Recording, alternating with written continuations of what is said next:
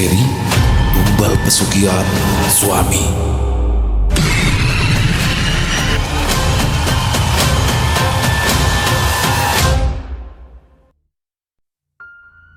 Bang, tempenya satu ya, kata Widya pada tukang sayur yang tengah berhenti di depan rumahnya itu. Sudah biasa memang, kalau pedagang sayur itu suka mangkal di jalan depan rumah Widya karena memang rumah Widya berada di tepi jalan. Udara pagi yang segar tak mampu mengusir rasa risih yang menyelinap di dadanya saat beberapa tetangga tampak melirik saat mereka juga sedang memilih sayur.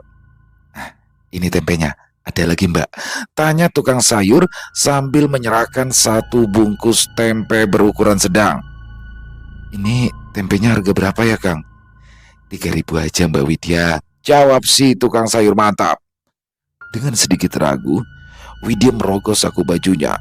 Uang di tangannya sekarang ini tersisa 2 lembar uang 5.000-an saja. Dia tidak bisa langsung menghabiskannya. Ini aja bang. Widya menerima bungkusan kecil yang diserahkan tukang sayur, lalu melangkah kembali ke dalam rumah. Langkahnya cepat, nyaris tergesa-gesa. Dia tidak ingin lebih lama berdiri di bawah tatapan menghina para tetangga yang menatapnya sinis. Tempe lagi, tempe lagi. Dia sudah hampir membuka pintu ketika mendengar celetukan salah satu perempuan. Ia menggigit bibirnya, menahan perasaan tersinggung. Widya tidak perlu menoleh untuk mencari tahu suara siapa itu. Kalau bukan karena tetangga sebelah, pasti dari ibu-ibu di rumah sebelahnya lagi.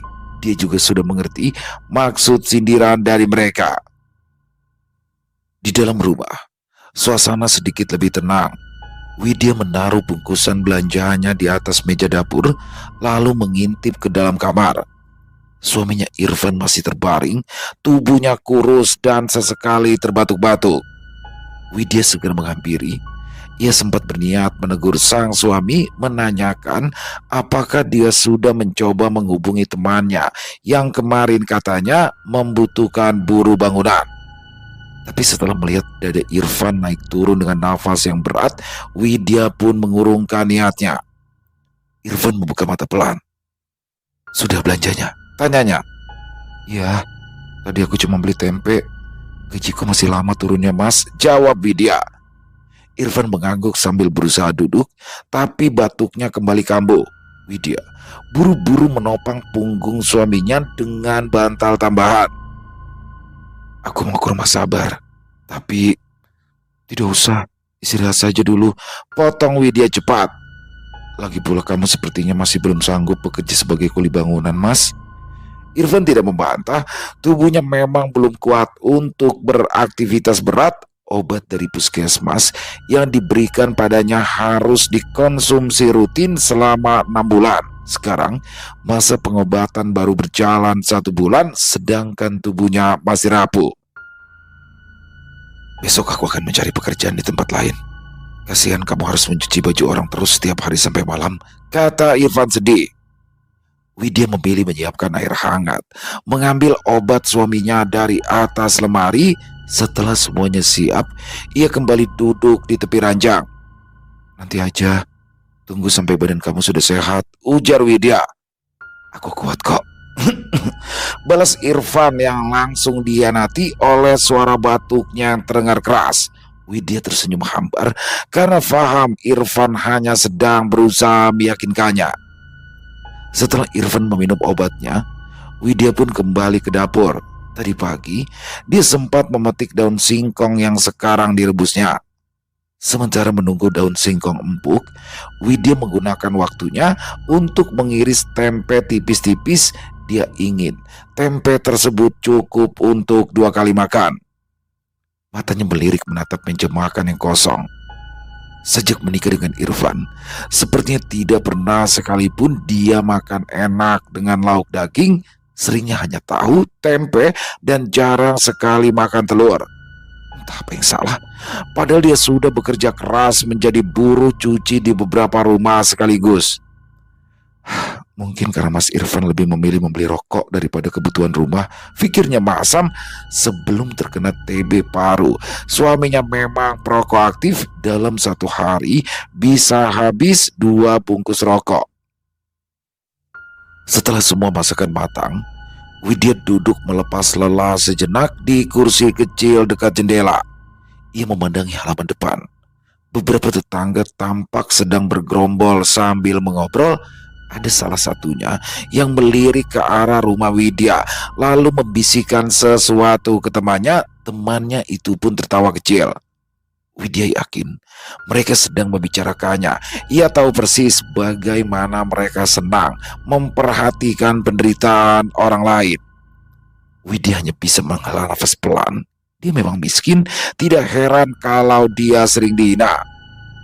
Sementara di dalam kamar, terdengar suara Irfan yang memanggil. "Widya?"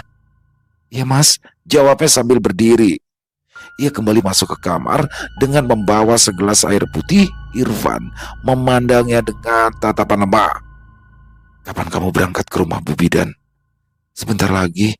Bu Bidan adalah salah satu pelanggan Widya yang sering menitipkan cucian kotor padanya. "Kamu makan dulu ya Mas." Widya membantu Irfan duduk dan menyuapinya makan. Setelah Irfan selesai makan, Widya pun pamit meninggalkan rumah. Dia punya banyak pekerjaan hari ini, waktu harus dimanfaatkannya sebaik mungkin. Tangan Widya terasa sangat pegal ketika dia pulang sekitar jam 4 sore, tetapi masih ada banyak pekerjaan di rumah sehingga dia tidak bisa beristirahat sebentar. Saat masuk ke rumah, dilihatnya Irfan sudah kembali tertidur. Widya tersenyum miris melihatnya. Pasti sangat membosankan terus berdiam diri di rumah, sedangkan dulu Irfan jarang berada di rumah. Selepas pulang bekerja, biasanya Irfan pergi ke rumah temannya atau kemana saja untuk membuang rasa bosan di rumah. Widya sempat takut saat Irfan tak bisa keluar. Dia pikir suaminya akan sering marah-marah karena merasa bosan, tapi untungnya kekhawatiran Widya tak pernah terjadi.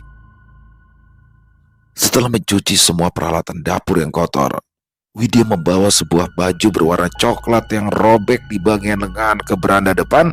Baju itu milik Irfan, satu dari sedikit pakaian yang masih layak pakai. Widya memilih duduk di teras sambil menyiapkan benang dan jarum. Matahari sore menyinari jemari kurusnya yang mulai bekerja pelan. Widya menjahit hati-hati, berusaha agar robekan tersebut masih bisa disatukan dengan rapi meski benangnya tak sewarna. Sudah beberapa kali baju itu Widya jahit. Kainnya mulai menipis, warnanya juga mulai memudar, tapi Widya belum punya uang untuk membeli baju baru. Untuk makan saja masih harus dihitung dengan cermat. Suasana desa sore ini sangat tenang. Hanya sesekali terdengar suara ayam dari pekarangan tetangga atau derit sepeda milik anak-anak yang berangkat mengaji. Widya fokus menjahit tanpa memperdulikan keadaan sekitar. Widya, sontak tangannya tersentak sehingga ujung jarum yang tajam itu menusuk jari telunjuknya. Aduh, Widya refleks menarik tangannya. Setetes darah muncul di ujung jari. Ia menatap ke arah suara yang memanggilnya. Seorang perempuan sebaya tengah tersenyum lebar berdiri di balik pagar rumah. "Sarah?" Widya langsung berdiri. Rasa nyeri di jarinya seolah lenyap oleh rasa kaget dan senang yang bercampur jadi satu. "Ya ampun Sarah, ayo masuk." Ia membuka pintu pagar dan mempersilahkan temannya itu masuk. Sarah tersenyum lebar sambil menenteng tas kain berukuran cukup besar. "Tadi aku belanja ke pasar, sekalian mampir deh ke rumahmu sebelum pulang ke rumah. Udah lama banget ya kita nggak ketemu, padahal kita tinggal di desa yang sama," kata Sarah sambil memeluk Widya sebentar. "Itu karena aku sibuk kerja.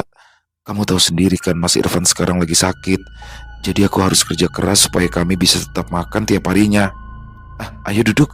Maaf, rumahku berantakan," ujar Widya sambil mempersilahkan temannya duduk di sebelahnya.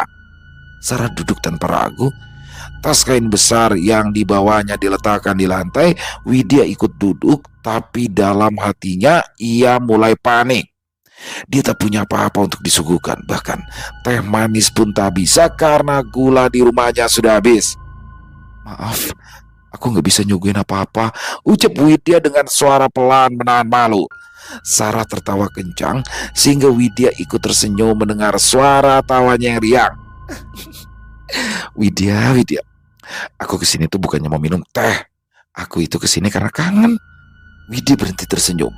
Ucapan Sarah membuat dadanya hangat sekaligus nyeri. Dia berusaha menahan agar matanya tak sampai berlinang. Tadi pagi itu aku ketemu sama ibu mertua kamu. Dia bilang kamu jarang keluar rumah karena ngurusin Irfan yang lagi sakit. Jelas Sarah. Ya, ibu mertuanya sendiri jarang menengok Irfan. Setiap kali muncul, ia justru memaki Widya yang tidak becus sehingga Irfan sampai terkena TB paru. Ya, Mas Irfan kena TBC. Sudah 1 bulan ini kami bolak-balik ke puskesmas.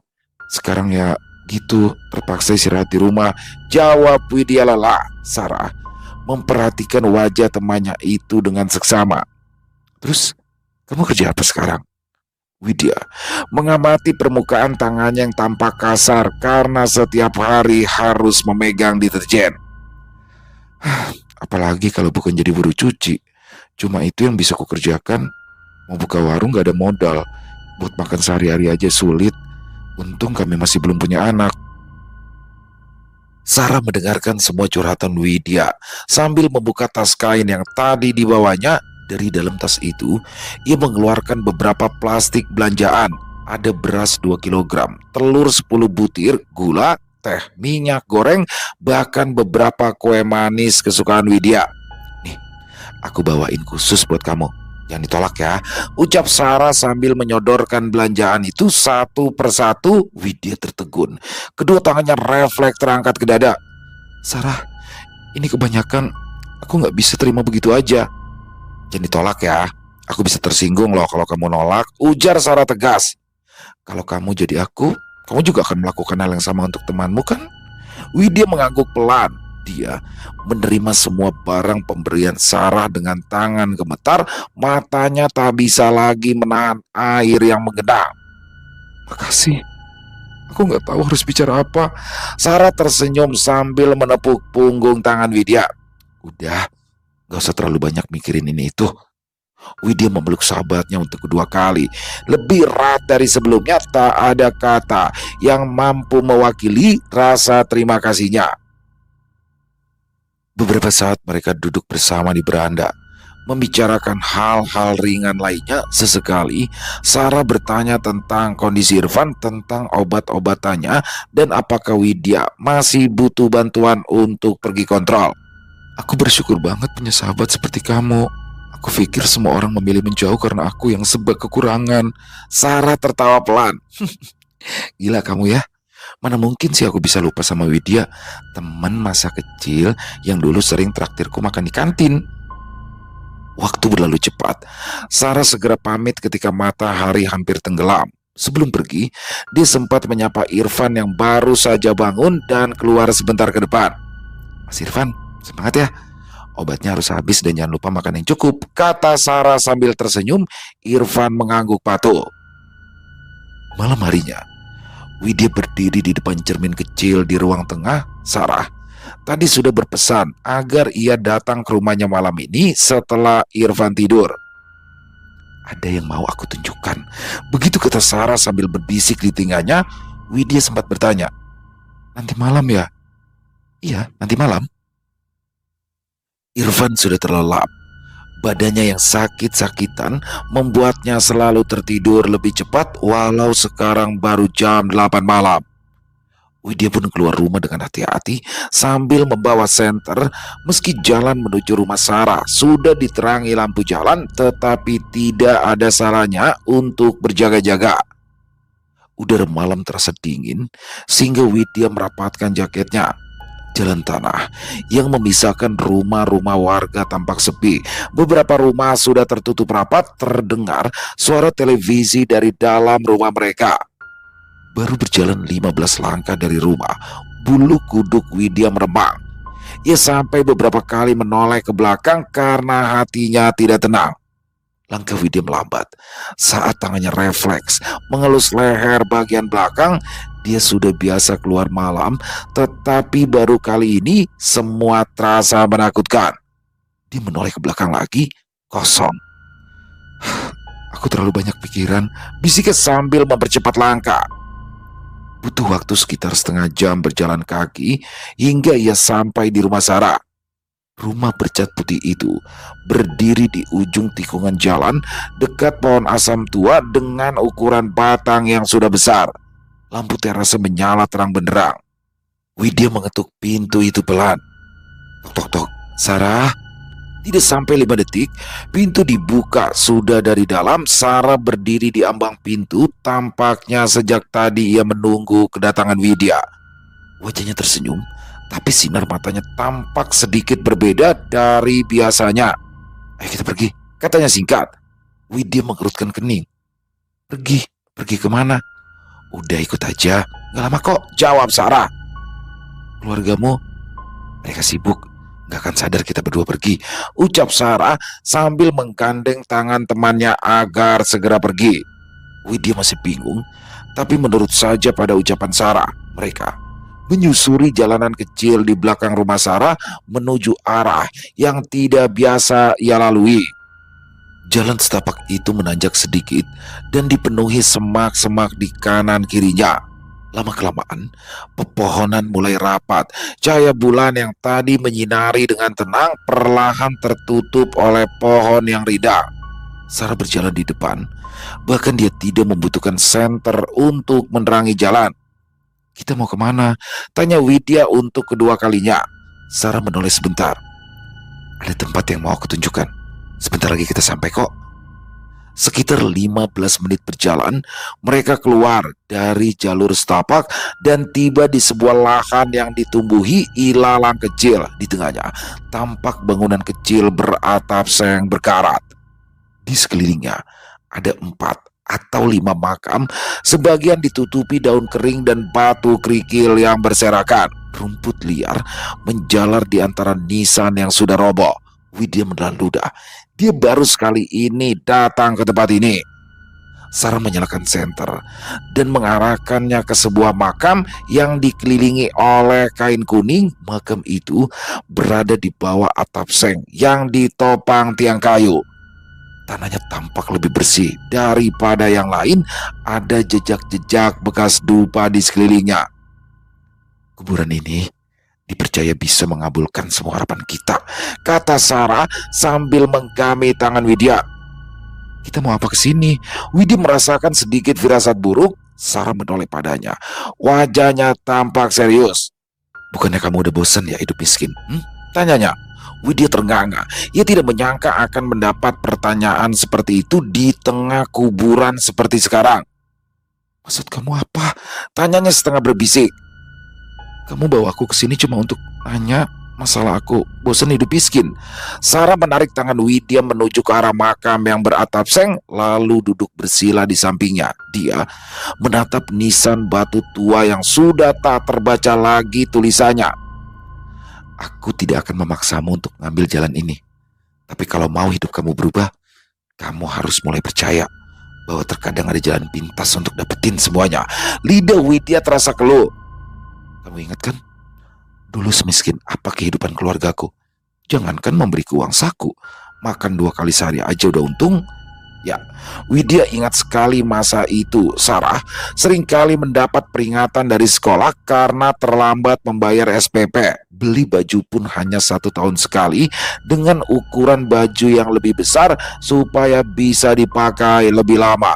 Namun, sejak beberapa tahun yang lalu, kehidupan keluarga Sarah berubah total. Mereka jadi orang paling kaya di desa, bahkan kekayaan kepala desa saja kalah. Tapi Widya tak pernah berpikir bahwa semua kekayaan tersebut berasal dari hal semacam ini. Kamu gak usah membuat keputusan sekarang juga, lanjut Sarah.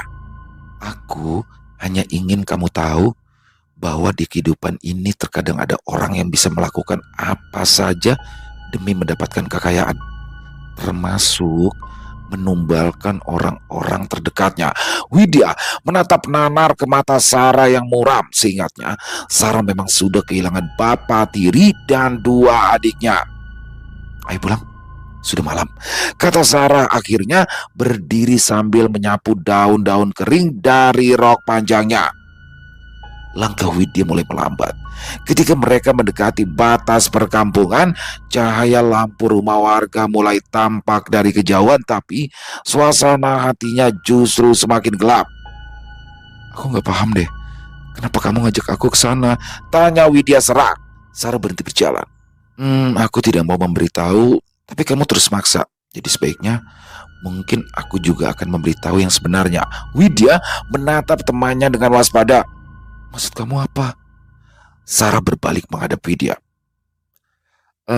Beberapa hari yang lalu suami kamu itu datang ke rumahku. Widya mengerutkan dahi. Mas Irfan, mana mungkin dia bisa datang ke rumahmu? Dia aja susah berjalan jauh. Ya terserah kamu percaya atau enggak, ucap Sarah pasrah. Yang pasti, dia datang saat kamu sedang bekerja.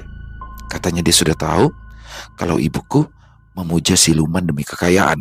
Widya menatap Sarah lekat-lekat seolah ingin memastikan apa yang ia dengar barusan tidak salah. Sarah, jangan main-main. Loh, aku nggak main-main. Irfan tuh ngomong kalau dia siap melakukan apa saja asal bisa kaya dan hidup senang. Dia bahkan... Sarah terdiam sejenak lalu melanjutkan. Rela menumbalkan kamu. Tubuh Widya langsung limbung. Dunia seperti berputar sejenak. Bohong. Kamu bohong. Suaranya nyaris tak terdengar. Sarah menggeleng. Ya aku sendiri sih berharap aku sedang berbohong. Tapi itu kenyataannya. Gak mungkin. Mas Irfan bukan orang kayak gitu. Sama. Aku sama ibuku juga awalnya mikir gitu. Ibuku langsung menolak permintaan Irfan, tapi dia tetap memaksa. Widya melangkah mundur, pandangannya mulai kabur. Kamu tega, Sarah. Kenapa kamu fitnah suamiku? Katanya dengan suara gemetar. Sarah mendekat, memegang tangan Widya, tapi Widya menepisnya. Aku itu ngomong begini justru karena aku peduli. Aku gak mau kamu mati konyol. Sarah, dia suamiku. Widya. Apa kamu gak tahu? Ada berapa banyak suami di luaran sana yang tega bunuh istrinya sendiri? Sarah menatapnya sengit, lalu bertanya dengan suara pelan setelah bisa mengendalikan diri. Atau istrinya tega menyerahkan suaminya pada siluman sesembahnya demi hidup yang lebih nyaman. Ya contohnya ibuku sendiri. Wajah Widya pucat pasi. Itu ibumu. Tapi suamiku tidak seperti itu. Coba kamu pikir deh. Apa kamu gak pernah merasa sikap dia akhir-akhir ini aneh? Widya terdiam, ya. Apa yang baru saja dikatakan Sarah langsung terasa menohok hatinya. Dia ingat Irfan memang bersikap lebih baik padanya akhir-akhir ini, bahkan cenderung sangat manis. Dulu, jangankan berbicara dengan lembut, Irfan hanya tahu membentak sebagai cara berkomunikasi dengan Widya. Dia begitu karena sakit. Mas Irfan akhirnya sadar kalau aku adalah perempuan yang sangat mencintainya, yang rela melakukan apa saja demi kebahagiaan dia. Sarah tertawa getir. Dia sudah melakukan yang terbaik untuk menyadarkan Widya. Sekarang terserah pada temannya itu sendiri mau percaya pada siapa. Aku tahu kamu bingung, tapi kamu harus mulai percaya pada nalurimu sendiri, kata Sarah ketus. Mereka tak lagi berbicara sampai tiba di rumah Sarah.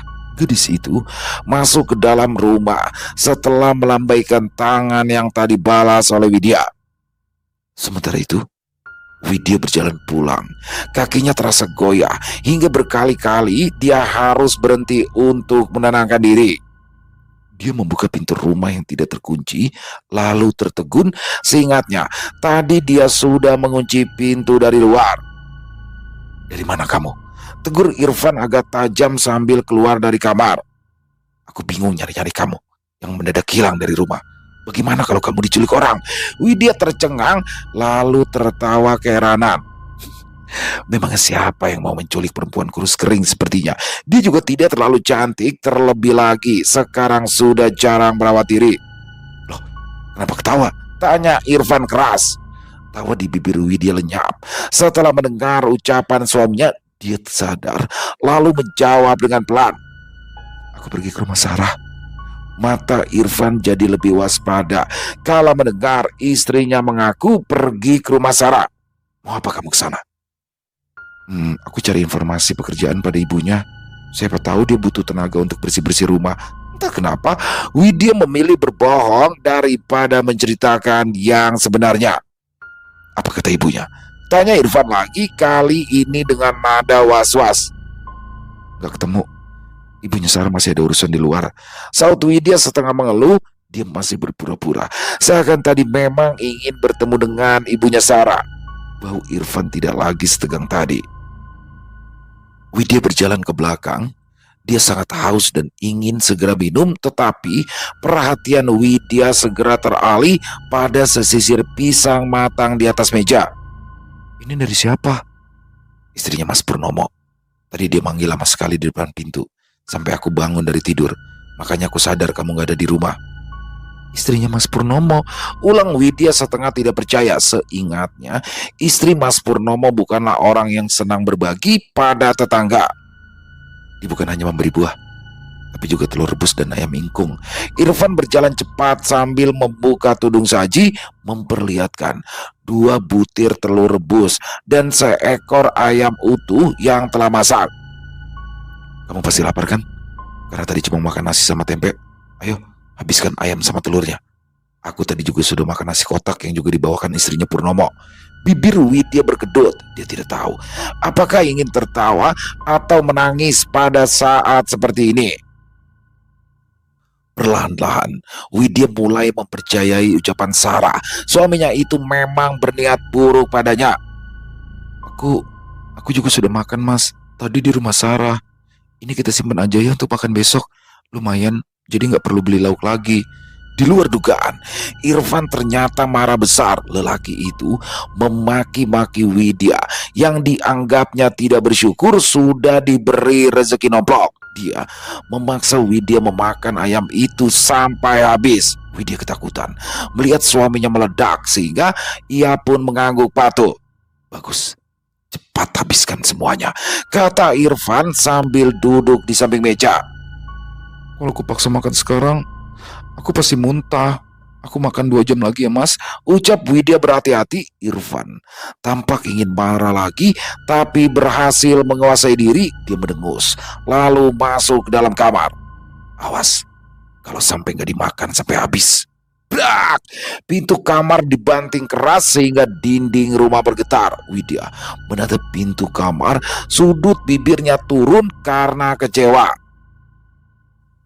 2 jam kemudian, dia bisa mendengar suara dengkuran Irfan. Dengan hati-hati, dia mengambil pisang dari meja. Ia mulai mengupas pisang satu persatu, lalu dipotong kecil, kemudian dicampur dengan tepung, gula merah, dan sedikit garam yang tersisa di dapur. Dengan cekatan, Widya mengaduk adonan di dalam baskom plastik tua, lalu membentuknya menjadi bulatan kecil dan menggorengnya di atas wajan. Aroma harum mulai memenuhi dapur. Setelah pisang goreng itu matang dan ditiriskan, Widya kembali ke meja dan menyiapkan bumbu yang lain untuk memasak ayam. Setelah semuanya matang, Widya menyusun masakan itu ke dalam 2 wadah plastik bersih, 1 kotak berisi pisang goreng, 1 lagi berisi ayam bumbu pedas. Lalu dia duduk kembali di ruang tengah, menunggu waktu subuh tiba sambil sesekali memandang jam dinding yang berdetak dengan lambat. Sekitar pukul 5 pagi, langit mulai sedikit terang. Cahaya remang-remang menembus kisi-kisi jendela. Irfan masih belum bangun dan memang Widya tidak berniat membangunkannya. "Maaf, Mas, tapi aku nggak mau mati sia-sia untuk memenuhi ambisimu," ucapnya sambil melirik pintu kamar yang masih tertutup rapat. Dia rela berkorban banyak hal asal dapat hidup bersama Irfan. Siapa sangka ternyata lelaki itu memilih mengorbankannya untuk memperoleh kekayaan. Bukan tidak mungkin setelah Irfan kaya nanti lelaki itu akan menikah lagi dengan perempuan lain, sedangkan jiwa Widya membusuk selamanya sebagai budak siluman pesugihan yang dipuja Irfan. Mata Widya terasa panas, dingin menangis. Tetapi ini bukan saat yang tepat untuk menangis. Widya masih harus melakukan sesuatu untuk memecahkan masalah besarnya. Dia berjalan kaki ke rumah mertuanya yang letaknya hanya 10 rumah dari tempat tinggalnya. Jalanan kala itu masih sepi, hanya terdengar suara kokok ayam dan beberapa perempuan sepuh yang hendak ke musola. Angin pagi yang lembut menyapu wajahnya, tetapi hawa sejuk itu tak mampu menghilangkan kebencian di dalam hatinya. Sampai di depan rumah Bu Lela, ia mengetuk pintu pelan sambil menyebut nama ibu mertuanya. Tak lama kemudian, daun pintu terbuka. Bu Lela memandang masam pada menantunya itu. "Mau apa kamu kesini? Kan sudah aku bilang, aku ndak mau lagi ngutangin kamu. Utang yang lama aja belum dibayar. Ini malah mau nambah lagi." "Bukan mau utang, Bu," saut Widya tenang walau hatinya bergemuruh kencang. "Lah terus, kamu mau apa kesini? Widya menyerahkan tas berisi 2 wadah plastik. "Saya dapat rezeki lebih, Bu. Jadi saya masak ayam dan menggoreng pisang juga." Wajah Bu Lela berubah senang. "Tumben kamu pemakanan. Ayo cepat sana, bawa masuk." Widya masuk ke dalam rumah. Udara di dalam rumah Bu Lela terasa segar karena jendelanya sudah terbuka semua. Dia menyerahkan 2 kotak plastik tersebut ke ibu mertuanya. "Coba cicipin dulu, Bu. Apa rasa masakannya sudah pas?" Bu Lela membuka salah satu kotak, mencium aromanya, lalu tersenyum lebar. "Wah, harum banget." Dia langsung mengambil sepotong pisang goreng dan menggigitnya dalam potongan besar. Setelah menghabiskan 1 potong, tangannya bergegas membuka kotak berisi ayam, mengambil sendok, dan menyuapkan 1 potong kecil ke mulutnya. Matanya terpejam sebentar, menikmati rasa pedas manis di lidahnya. Gini dong, Wid. Pagi-pagi langsung masak untuk suami kamu. Kalau bisa anterin juga ke sini," ucapnya sambil makan dengan lahap. Widya tersenyum lebar melihat Bu Lela menghabiskan semua makanan yang dibawanya. Perempuan bertubuh gemuk itu memang sangat suka sekali makan. Setelahnya, Widya berpamitan pulang dengan membawa 2 wadah kosong. Setiba di rumah, dia segera mencuci wadah tersebut lalu melakukan aktivitas lainnya. Widya baru saja selesai menyiram tanaman di halaman belakang saat Irfan memanggilnya dari dalam rumah. Suaranya terdengar penuh semangat, berbeda dari hari-hari sebelumnya. Widya masuk, menemui Irfan yang sedang duduk sambil tersenyum sumringah. "Mau minum obat sekarang, Mas?" tanyanya datar. Irfan menggeleng. "Aku udah minum obat." "Mau sarapan?" tanya Widya lagi. Irfan menolak. Dia justru bertanya, apakah ayam tadi malam sudah dimakan. "Sudah habis, Mas. Aku masih kekenyangan sampai sekarang," ucap Widya sambil mengusap perut. "Ngomong-ngomong, sepertinya sekarang kamu udah baikan, Mas. Padahal kemarin kamu masih kesulitan duduk. Tapi sekarang udah bisa jalan-jalan di dalam rumah tanpa harus kubantu." Suaminya itu terkejut kala mendengar pertanyaan Widya. Dia menjawab dengan gugup, bahkan dahinya sampai berkeringat. Tapi Widya tidak mendengarkan dengan jelas apa jawaban yang diberikan oleh Irfan. Dia hanya menyiapkan makan siang dan menyuruh Irfan agar jangan lupa makan. Tidak lama kemudian, dia berangkat ke rumah salah satu tetangga yang sudah menunggunya. Widya sudah tak peduli lagi pada Irfan. Apapun yang terjadi nanti, dia harus bertahan hidup. Dia baru pulang saat sore hari dan mendapati suaminya terlihat gelisah. Lelaki itu berjalan mondar-mandir di ruang tengah, lalu keluar ke teras dan duduk di sana terus sampai Widya memanggilnya untuk makan malam. Irfan hanya makan beberapa suap, lalu mengeluh masakan Widya terasa hambar. "Kamu itu belajar masak yang benar dong. Kalau begini terus, aku bisa nikahin perempuan lain yang lebih pintar masak." "Kalau ada yang mau," bisik Widya sambil mencibir diam-diam. Selesai makan malam, Widya segera masuk ke kamar karena sangat mengantuk. Kemarin ia tidak tidur sama sekali karena memikirkan cara untuk menyelamatkan diri. Setelah semuanya selesai, Dia pun bisa tenang, bahkan tidurnya sangat nyenyak sehingga tidak menyadari Irfan tak kunjung masuk ke kamar. Sejak pukul 8 malam, Irfan terus duduk di teras sambil sesekali menengok ke arah jalan. Lampu di rumah para tetangga satu persatu mulai dipadamkan, pertanda bahwa mereka mulai beristirahat. Angin malam berembus pelan, membawa udara dingin yang menusuk tulang. Terdengar desing nyamuk di telinga. Disusul tepukan keras tangan Irfan, dia menggerutu karena sedari tadi digigit nyamuk. Sebagian tubuhnya sudah bentol digigit nyamuk, tapi Irfan tak juga masuk ke dalam rumah. Dia sengaja duduk di sana untuk menanti kedatangan tamunya. Tamu yang menjanjikan kekayaan setelah Irfan menukarkannya dengan nyawa Widya. Apa jangan-jangan dia punya saraf bohong ya? Katanya sambil menggaruk leher yang digigit 2 ekor nyamuk sekaligus. Tapi yang gak mungkin dong. Buat apa dia bohong untuk masalah ini? Dia terus menatap jalanan yang kosong, berharap ada sosok yang dijanjikan ibunya Sarah akan segera datang. Irfan menanti makhluk tersebut dengan sabar. Dia sangat yakin jika sebentar lagi siluman itu akan datang untuk menjemput jiwa Widya. Waktu terus berjalan. Detik demi detik yang Irfan lewati terasa semakin lama. Dia tak lagi bisa duduk dan memilih berjalan mondar-mandir dengan perasaan yang semakin gelisah. Pukul 11 tengah malam, lalu tidak terasa sudah jam 1 dini hari, masih tidak ada tanda-tanda apapun. Irfan menggigit bibirnya. Dahinya mulai berkeringat meski suhu udara kian turun. Ia kembali berdiri, berjalan ke pinggir halaman, memandangi jalan setapak menuju ujung gang. Kosong. Hatinya mulai berdegup lebih cepat karena sangat khawatir, karena tak menemukan apa yang dia cari. Dia terpaksa kembali duduk di kursi. Tubuhnya bergerak dengan gelisah, tangannya mengusap wajah berkali-kali. Jam dinding di ruang tamu menunjukkan pukul 3 lewat 10 menit. Mata Irfan merah karena kelelahan. Batuknya datang lagi, kali ini lebih sering, sehingga ia sampai terbungkuk-bungkuk kesakitan. Tubuhnya mulai menggigil, tapi Irfan tidak berani masuk. Ia terpaksa terus menunggu di teras sampai akhirnya langit perlahan berubah warna.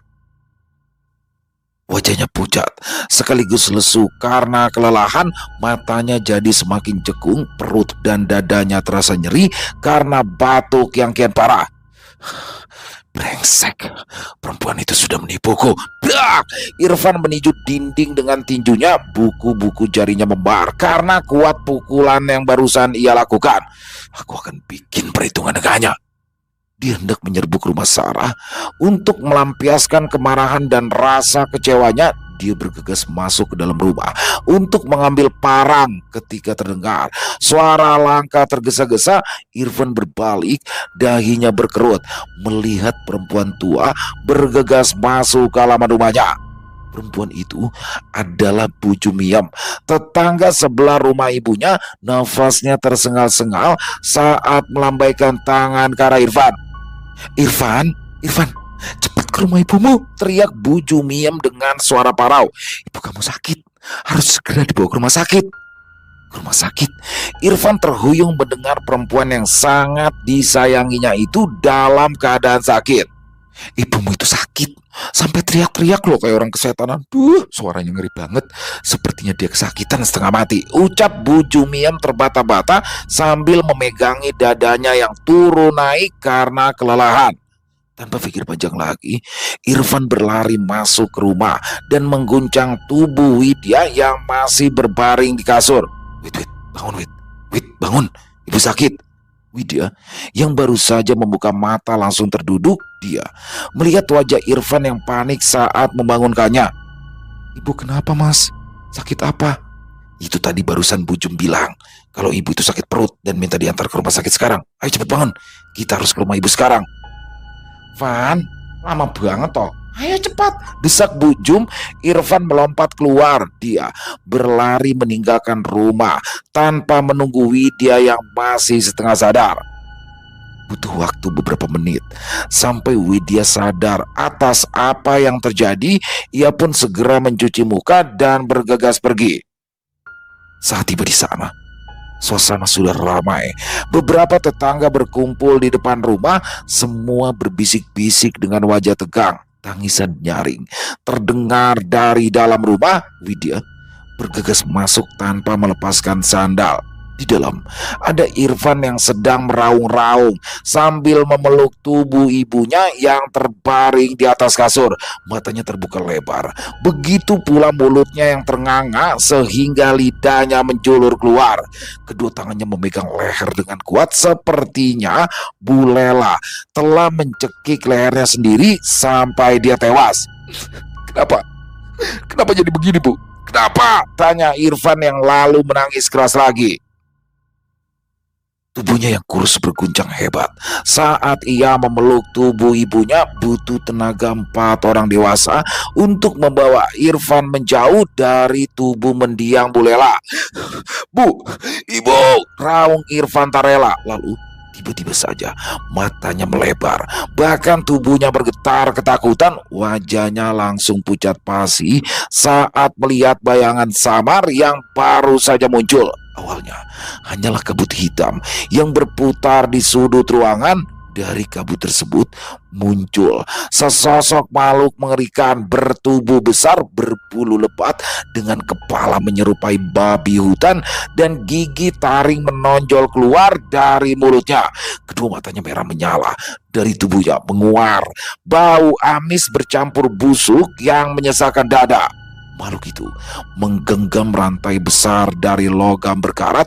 Ujung rantai membelit leher sosok yang mengenakan pakaian yang sama seperti jenazah Bu Lela. Ya, sepertinya itu memang roh Bu Lela. Rohnya menggeliat, berusaha melepaskan diri, tetapi tidak mampu melawan kekuatan makhluk yang menyeretnya tanpa belas kasihan. Ibu, ibu, teriak Irfan sambil merangsak maju ke depan, tapi 4 lelaki di sampingnya sigap menarik Irfan agar tetap berada di tempatnya. Tidak ada orang yang menyadari sosok berkepala babi yang dilihat Irfan. Orang-orang di ruangan tersebut hanya melihat Irfan yang histeris kesetanan sambil meraung-raung ingin memeluk ibunya lagi. Mereka semua tidak menyadari jika siluman babi itu kini menoleh pada Irfan sambil menyeringai memperlihatkan taringnya yang mencuat tajam. Siluman babi menarik rantai dalam satu sentakan kuat dan roh Bu Lela terlempar ke lantai sebelum diseret cepat menembus dinding belakang rumah, kemudian lenyap begitu saja. Irfan jatuh terduduk dengan lemas. Dia tidak tahu lagi harus melakukan apa untuk menyelamatkan roh ibunya. Ia menutup wajah dengan kedua tangan, berharap dapat melupakan bayangan mengerikan yang baru saja membawa ibunya pergi. Sementara itu, Widya mendekat, menyentuh bahu suaminya dengan hati-hati. Mas, kendalikan dirimu. Ibu pasti sedih kalau anaknya seperti ini. Prak! Memangnya kamu tahu apa? Irfan menampar Widya dengan keras sehingga perhatian semua orang tertuju pada mereka berdua. Widya mengusap pipinya yang berdenyut panas, tapi bukannya menangis, dia justru tersenyum begitu manis. Dia mendekatkan bibir ke telinga Irfan dan berbisik, aku tahu banyak hal, termasuk rencana kamu mengorbankanku sebagai tumbal pesugihan. Sayang sekali, tumbal pertamamu kali ini bukan aku, tapi ibu kandungmu sendiri. Brengsek! Irfan mengamuk. Dia meraih leher Widya dan ingin langsung mematahkannya, tapi Widya bergegas menjauh. Warga geger melihat Irfan mendadak menggila sehingga ingin mencekik Widya. Mereka ramai-ramai membekuk Irfan, sedangkan Widya terus melemparkan senyum manis tiap kali matanya bertemu pandang dengan Irfan. Senyuman Widya membuat Irfan semakin kehilangan kewarasannya. Sarah mendekat. Dia menggenggam tangan Widya dan berkata, setelah ini sebaiknya kamu mengajukan gugatan cerai dan pergi sejauh mungkin dari sini. Seminggu kemudian, Widya memang pergi, meninggalkan desa itu dan memulai kehidupan baru di tempat lain. Selesai. Wow, luar biasa kisah dari Isyawara Senja. Dan seperti biasa, The Queen of Plot Twist, Isyawara Senja. Ini endingnya bener-bener gak nyangka ya. Bagaimana nih Irfan ini bener-bener orang laki-laki yang gak tahu diri banget ya. Udah sakit, dirawat dengan sabar sama istrinya Widya, tapi malah dia tega. Ambisinya untuk menjadi orang kaya, untuk menjadi orang mampu, di sini dia rela, tega banget numbalin orang yang sudah mendampinginya, yang sudah merawatnya selama ini, yaitu istrinya. Tapi disinilah ya, bahwa orang baik itu akan selalu terlindungi. Bagaimana Sarah datang, Sarah itu nggak ngajak dia melakukan pesugihan sebenarnya teman-teman. Ketika dia datang ke mengajak Widya untuk ke tempat kekuburan yang diyakini sebagai tempat pesugihan, tapi dia di situ seperti ngasih tahu bahwa ini loh yang dilakuin sama suami lo selama ini, dan suaminya tuh ternyata udah meminta pesugihan itu dan siap mengorbankan orang yang ada di dekatnya, yaitu istrinya sendiri. Pinter banget juga Widya ya. Jadi disuruh makan pisang, disuruh makan ayam ingkung, tapi ayam ingkung itu ayam bakar biasa teman-teman ya. Tapi kalau dia misalkan buang, atau misalkan dia nganterin pisang dan ayam ingkung itu ke ibunya, itu pasti nggak mungkin langsung dimakan, pasti diolah dulu. Jadi pinter, di malam-malam diolah ketika Irfan sedang tidur, dan ketika sudah menjadi olahan makanan yang menarik, lalu dia bawalah ke tempat ibunya dan ibu mertuanya ya. Di situ ibunya makan dengan lahap, dan akhirnya dialah yang menjadi tumbal dari pesugihan yang sedang dilakukan oleh Irfan. Luar biasa sekali. Di sini Irfan mendapatkan karmanya langsung ya. Ibu kandungnya sendiri loh yang yang ditumbalkan. Jadi sasaran dia meleset tuh di situ. Keren pakai banget kisahnya. Dan ini seperti biasa ya, Isyawara Senja selalu penasaran tuh bahwa ini juga endingnya kayak gimana nih. Keren banget. Terima kasih Isyawara Senja atas kisahnya yang luar biasa. Ditunggu lagi untuk kisah-kisah selanjutnya, dan semoga kisah barusan bisa menghibur teman-teman semua para pecinta penikmat horor misteri, lebih khususnya lagi kepada para subscriber dari channel Ilo Bercerita. Buat teman-teman yang mungkin punya komentar lain, silakan bisa menuliskan di dalam kolom komentar, atau hanya sekedar saling menyapa. Insya Allah kami akan membalas satu persatu. Buat teman-teman yang suka dengan videonya, bisa diklik tombol like, tombol jempolnya, boleh juga dibantu di-share ya link videonya ini ke teman-teman yang lain agar juga ikut merasa terhibur. Dan buat teman-teman yang mungkin belum subscribe channel Ilo Bercerita, yuk bisa diklik dulu tombol subscribe, jangan lupa lonceng notifikasinya dinyalakan agar teman-teman selalu mendapatkan notifikasi dari konten-konten yang akan kami upload selanjutnya. Dan untuk channel Ilo Bercerita kami upload setiap hari teman-teman ya, setiap malam jam 9 malam waktu Indonesia bagian Barat. Di akhir kata, saya Ilo mengucapkan permohonan maaf apabila mungkin dalam pembawaan kisahnya barusan ada kata-kata saya yang salah, ataupun ada kata-kata saya mungkin yang kurang berkenan. Saya mohon dibukakan pintu maaf yang seluas-luasnya. Sampai berjumpa lagi di konten-konten kami selanjutnya, yang pasti tidak kalah serunya, pasti tidak kalah horornya. Masih bersama saya Ilo di channel Ilo Bercerita. Salam sehat, sukses selalu untuk kita semua. Wassalamualaikum warahmatullahi wabarakatuh.